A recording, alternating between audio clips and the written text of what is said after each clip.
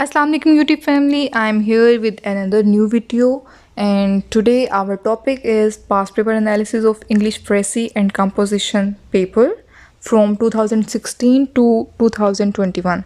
Before starting a proper video, I would like to thank you all for the overwhelming response of my previous series which was regarding CSS 2022 preparation. जी तो document आप अपने सामने देख सकते हैं past paper analysis का।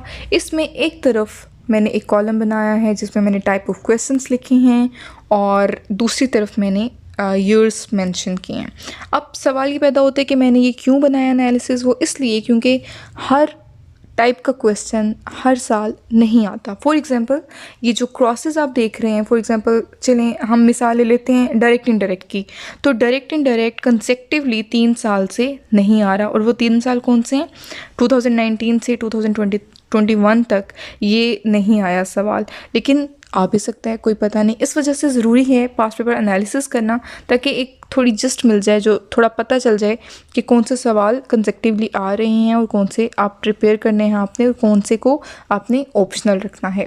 तो start करते हैं फ्रॉम प्रेसी हर साल कंसेक्टिव आ रहे हैं as you can see in the document, and composition भी हर साल मुसलसल आ रही है। ट्रांसलेशन के साथ भी सेम यही केस है।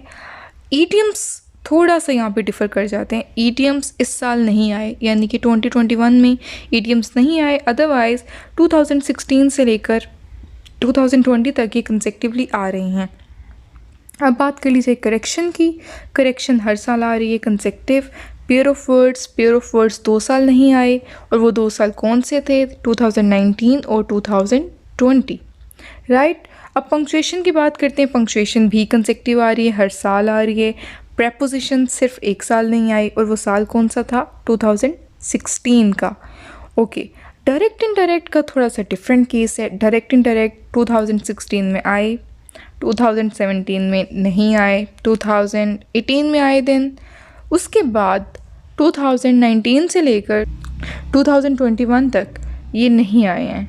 अब ज़रा वो क्वेश्चंस देख लेते हैं जो कंसेक्टिव आ रहे हैं।